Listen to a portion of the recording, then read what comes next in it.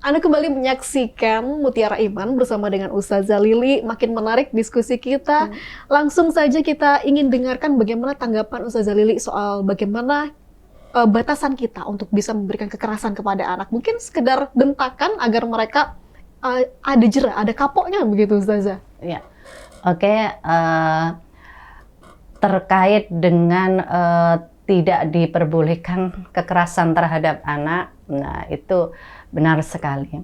Akan tetapi kadang manusia itu tipenya tidak sama.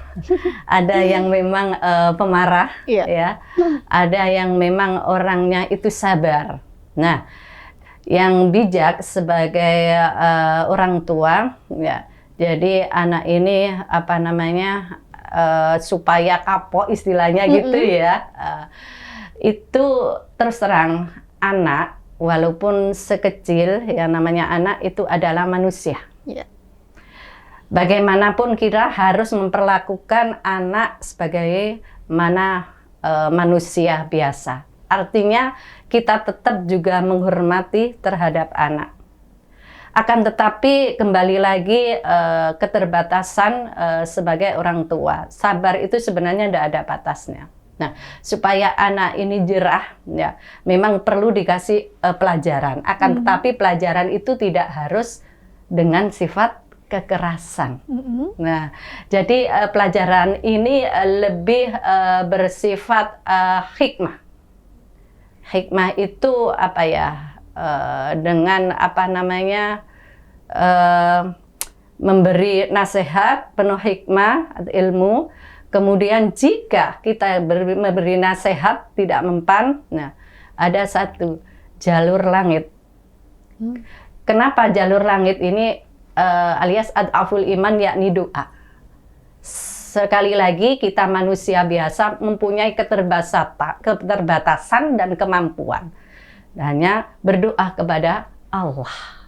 Lewat doa, kalau semuanya sudah dilakukan, tinggal kita curhat kepada Yang Maha Kuasa lewat doa. Seringkali seseorang itu mengandalkan teori semata untuk mendidik anak, untuk teori belajar dan lain sebagainya, tapi melupakan bahwasannya garis manusia ini ada di tangannya dan hanya Allah yang bisa merubahnya.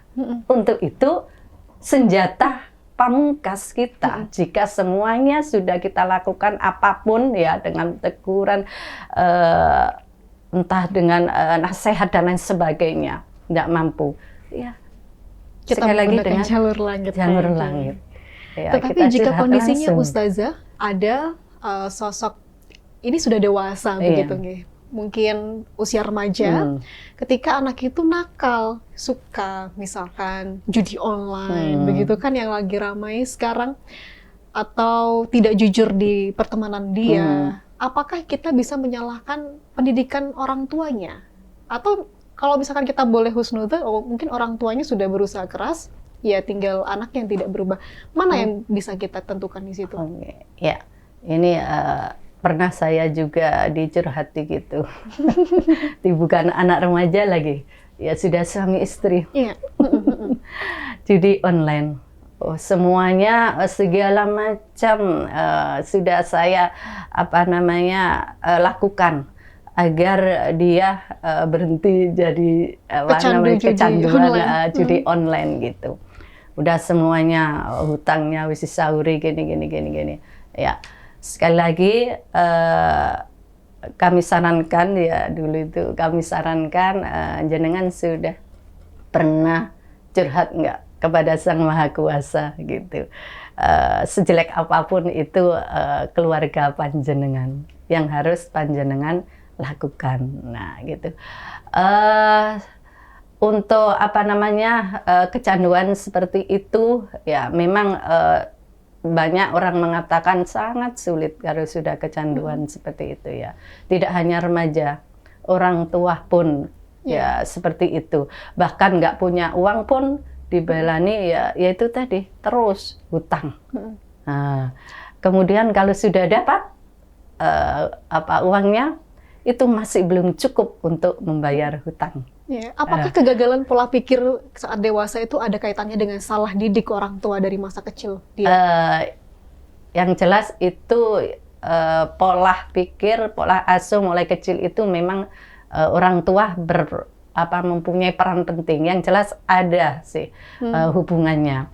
Karena sekali lagi misalnya menggunakan gadget yang tanpa batas, seperti saya ungkapkan tadi. Jangan bangga kalau anaknya pendiam di kamar, mau ngelakuin apa nggak tahu, itu perlu.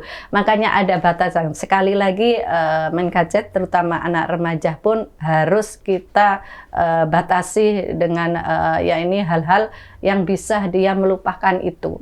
Ketika beribadah, ya ketika makan. Nah, pola asuh orang tua sekali lagi benar ya.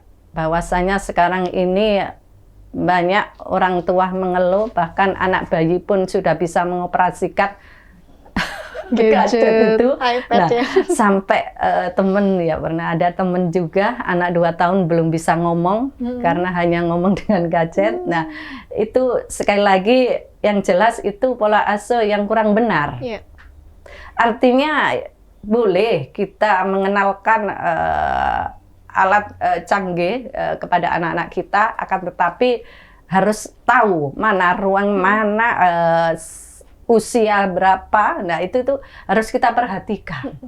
Karena sekali lagi dampak di samping tadi itu yang judi online, dampak fisik terhadap anak, terhadap orang, ya, gadget itu kan sangat besar sekali ya. Jadi tidak hanya pengaruh dari luar, tapi pengaruh terhadap orang pemain gadget itu pun juga besar. Makanya sekali lagi untuk pendidikan ya anak-anak kita tetap kita kenalkan, ya, sosialisasikan, ya, sebagaimana kita mengoperasikan dengan cara yang positif, ya.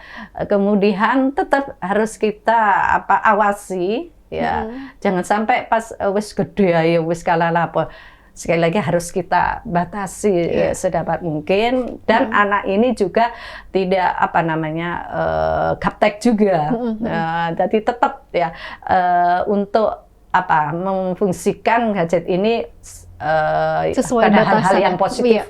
Nah, kalau sekolah ya juga untuk pelajaran sekolah kalau gitu ya. Kuncinya orang tua perlu hadir dalam kondisi apapun, semepet apapun waktunya tetap harus hadir begitu ya, biar perannya tidak hanya digantikan oleh gadget. Ustazah, menarik sekali, sebenarnya masih banyak ini pertanyaan yang ingin kami diskusikan, tetapi durasi membatasi. Mudah-mudahan kita bisa berlanjut di lain kesempatan. Terima tapi kasih. matur nuwun atas segala ilmu yang diberikan, semoga bermanfaat. Terima kasih Ustazah. Pemirsa Mutiara Iman yang dirahmati Allah, anak-anak tidak hanya belajar dari apa yang kita ucapkan, tetapi juga dari apa yang mereka lihat setiap hari di rumah. Semoga setiap keluarga menjadi tempat tumbuhnya anak-anak yang berakhlak baik, berilmu, dan dekat dengan Allah. Akhirnya saya Pia Mediana pamit undur diri. Wassalamualaikum warahmatullahi wabarakatuh. Waalaikumsalam.